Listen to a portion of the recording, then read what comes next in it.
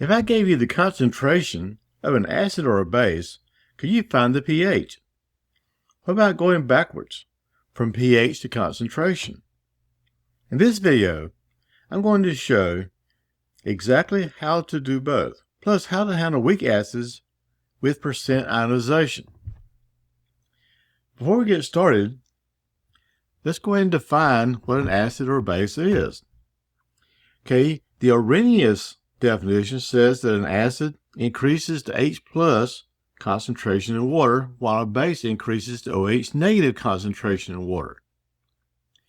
The Bronsted-Lowry definition says that an acid is a proton donor in the form of an H plus. Likewise, a base will be a proton acceptor. But the broadest definition is the Lewis definition, which says that acids are electron pair acceptors, while bases are electron pair donors. There are 7 common strong acids. You need to memorize these. Okay, so we have the binary acids, hydrochloric acid, hydrobromic acid, hydriodic acid, and we have the oxyacids, H2SO4, nitric acid, perchloric, and chloric acid. Okay, these are the strong acids. If I were to look at this on a periodic table, ignoring fluorine, so going to chlorine, bromine, iodine, they're stronger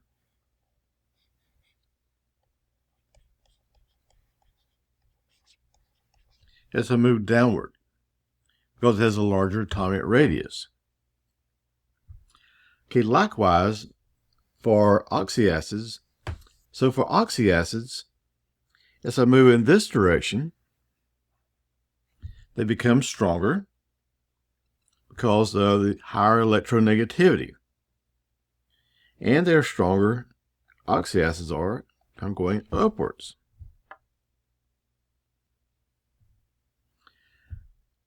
Another thing about oxyacids is the more O's that it has,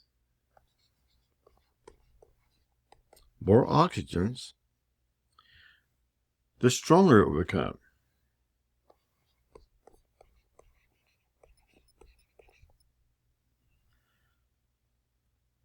For strong bases, there are 8 common ones, and those will be the hydroxides of your alkali metals. So lithium, sodium, potassium, rubidium, and cesium.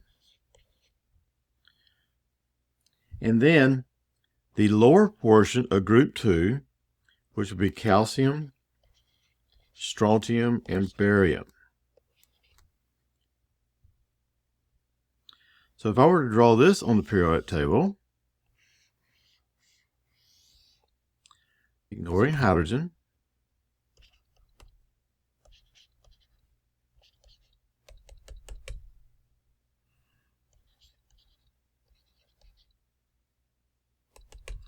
okay, so these will become stronger going downward and going to the left.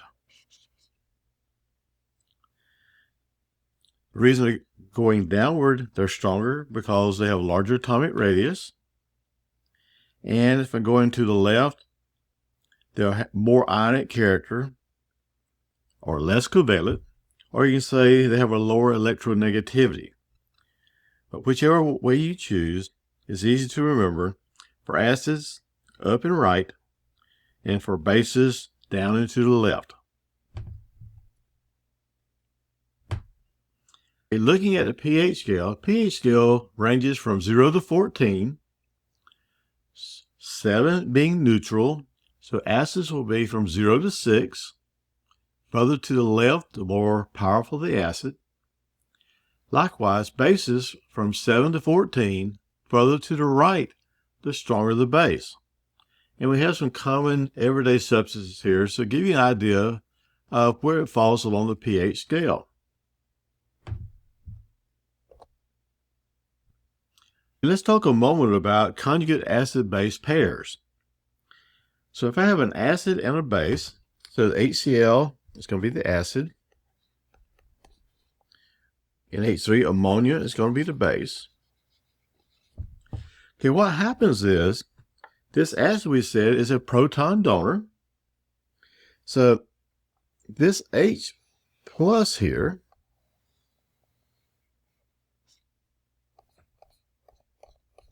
is going to go to the base because it's donating a proton. So once the base gains a proton, it will become NH4 positive. It gained an H and also a positive charge. This will now be called the conjugate acid. The remaining portion of the acid will be Cl negative. So this will be the conjugate base. Now, which direction is favored? You always go from the strong side to the weak side. So I compared the strength of the HCl versus the NH4 plus, and the HCl is much stronger, so I know that the forward reaction is favored. In the second example, the hydronium ion will be the acid. The hydrogen sulfate ion will be the base. So we're going to donate an H and a plus over here. So the HSO4 will become H2SO4. This will be the conjugate acid.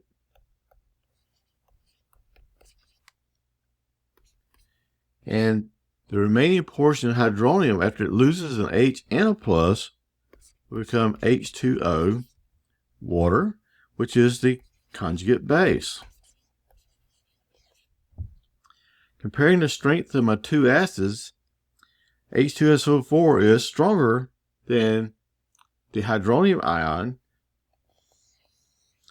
so it will favor the direction to the left. And you should have a list of acid strengths, like in a table somewhere, so you can look this up if you don't know the relative strengths of acids or bases.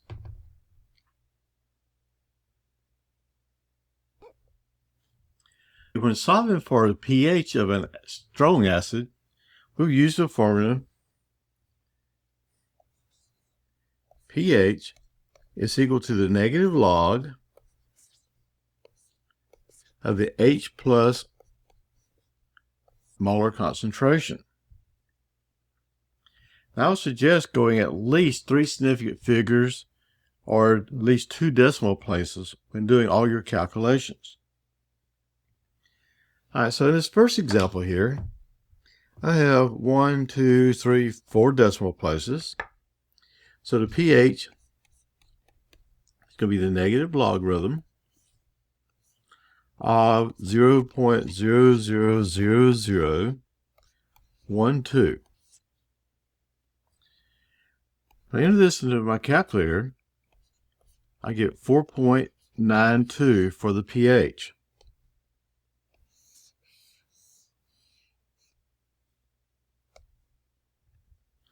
Again, for the next one, pH is going to be the negative log of 1, 2, 3, 4, 5.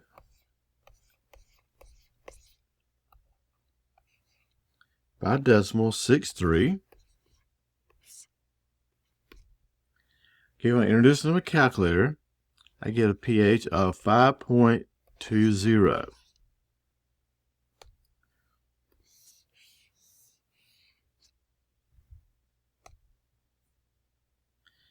Okay, the next one here, if you'll notice, I have 2 hydrogens here. Okay. So things are a little bit more difficult. When you're working this one, you need to get clarity from your professor. The first hydrogen ionizes 100%, but the second one has a Ka. So I'm going to say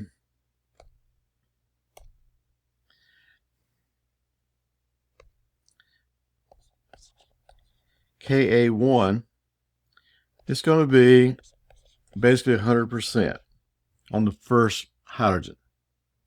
On the second hydrogen, it's going to be approximately 1.20 times 10 to the negative 2. So it doesn't ionize all the way. So when you need to ask your professor, are we going to assume 100% ionization of both hydrogens? If so, it's fairly easy. So let me go through and let me show you what I'm talking about. If you only ionize the first one,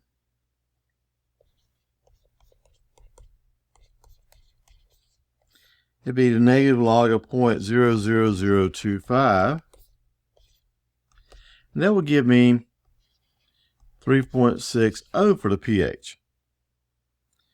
However,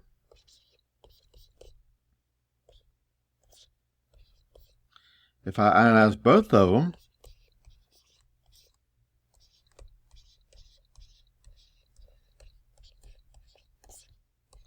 that will give me a pH of 3.30. So if the professor says that he wants it to be fully ionized, this will be the answer. And this is the way many teachers teach this, but it's not exactly correct. The answer falls somewhat in between 3.60 and 3.30.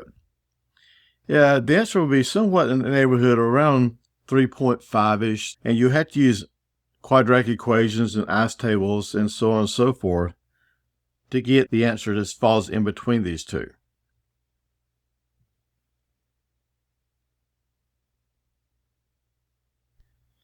For strong bases, they always dissociate completely.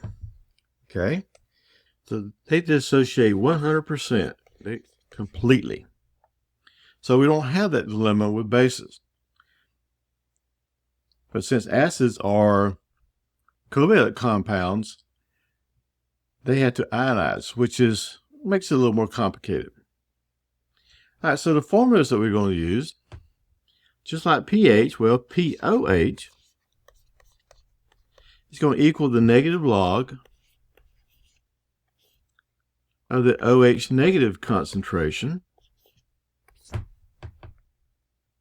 And I know that pH plus POH is going to equal 14. So pH is equal to 14 minus the POH. So that's the formula we'll use to find the pH of a base. So for a 0.084 molar sodium hydroxide, we can say that the pH is equal to 14 minus the negative log of 0.084. I like to do it in one step instead of multiple steps. So I can enter this directly into my calculator. Okay, so this is the minus key.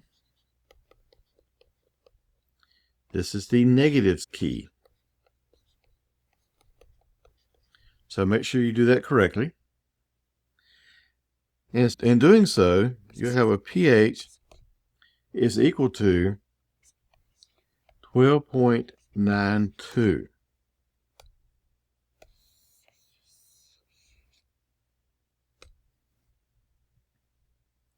On the second one, pH is equal to 14 minus the negative log of 0.123457.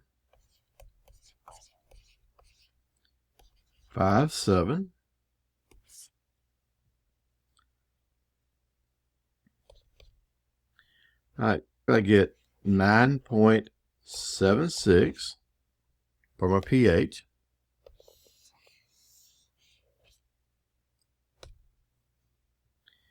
And on the last one here, I will say the pH is equal to 14 minus the negative log of 0.00023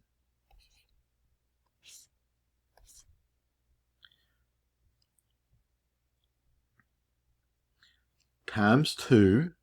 Almost forgot that.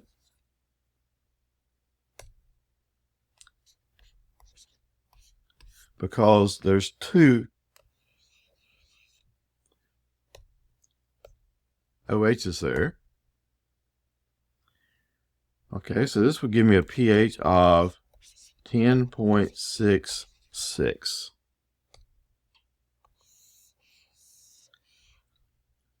So for bases and acids, always look to make sure you have either 1, 2, or whatever number of H's or OHs.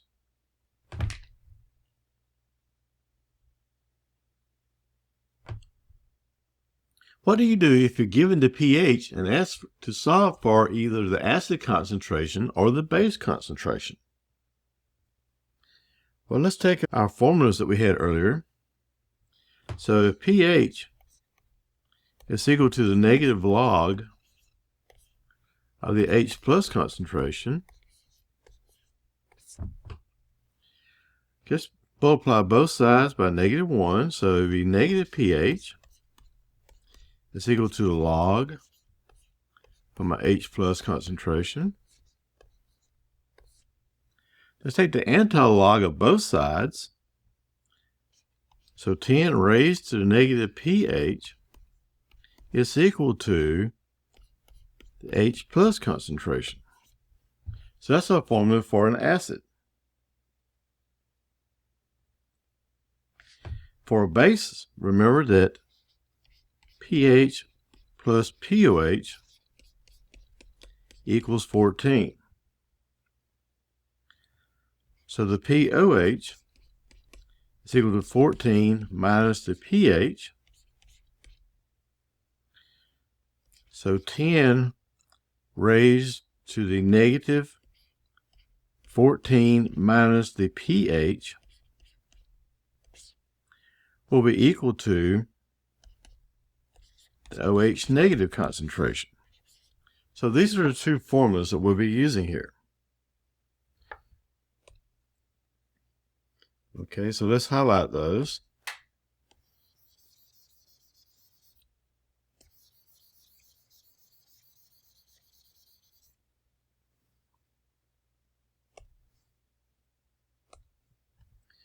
All right, so let's do the first problem. So I know that my H plus concentration is going to equal 10 raised to the negative pH. So in my calculator, I'm going to put 10,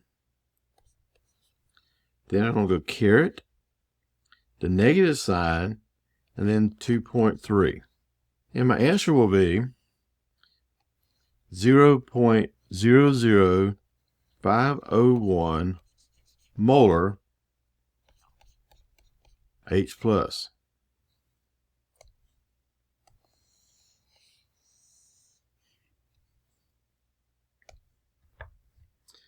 Next one, my H plus concentration is going to be equal to 10 raised to the negative 4.32. So this is going to give me 4.786 times 10 to the negative 5 molar H plus.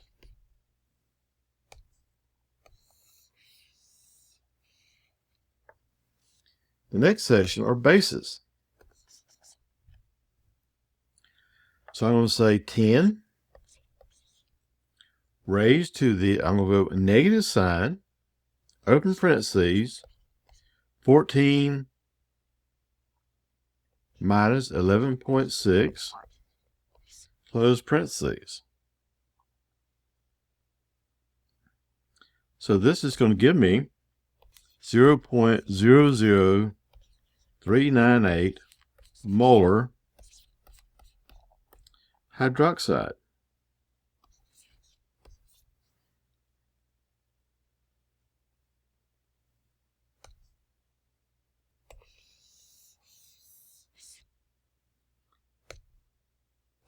Okay, and the last one, 10 raised to the negative, open parentheses, 14 minus 9.2, close parentheses. You don't want to do all the parentheses stuff. You can go ahead and subtract and then place it in the exponent, whichever you prefer. And I get 1.585 times 10 to the negative fifth. Right there a little clearer.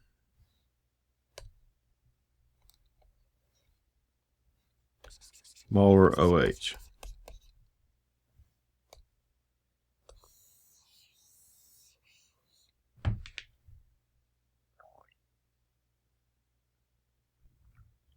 All right, for weak acids and bases. Okay, for a strong acid and base, okay, I'm going to just do an acid here. So HCl, it's going to fully ionize into H plus an aqueous ion plus an aqueous chloride ion. So this is strong,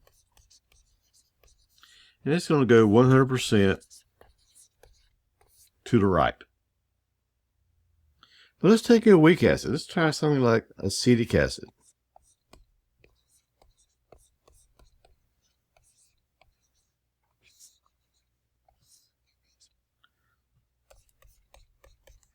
So it's going to form a hydrogen ion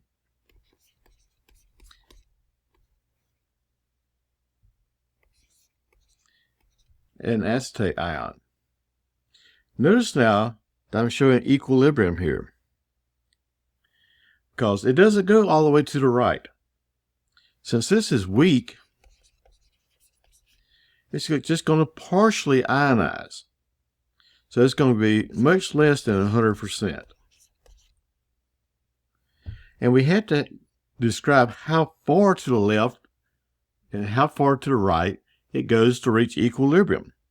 And we're going to use a term saying it has a Ka.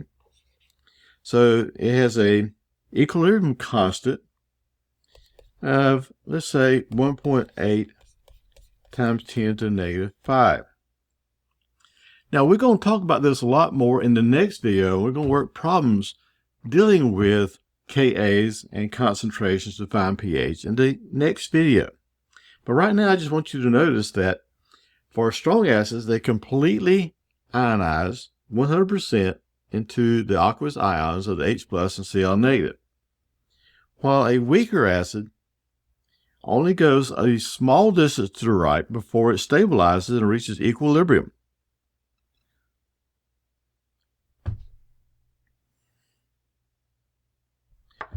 This leads us to our last important concept of this video. That's percent ionization. The percent ionization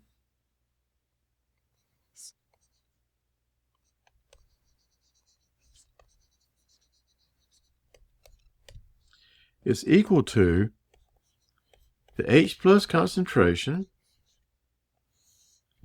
divided by the concentration of the acid originally times 100. So in this first example here, I have a 0.2 molar acid, and it only produces 0.01 moles of H plus per liter solution. So what is the percent ionization? is going to equal 0.010 divided by 0.20 times 100, which is 5%.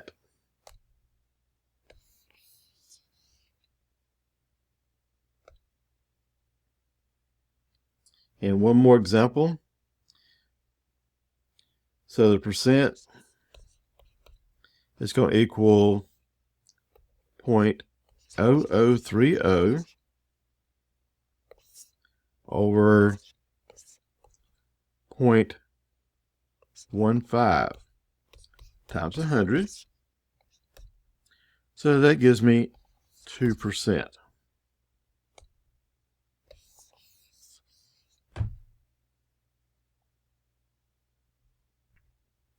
If you can do these 4 types of problems, you're ready for the next level, which are Ka, Kb, and real equilibrium calculations. Thanks for watching, and I'll see you soon with the next installment. Thank you very much.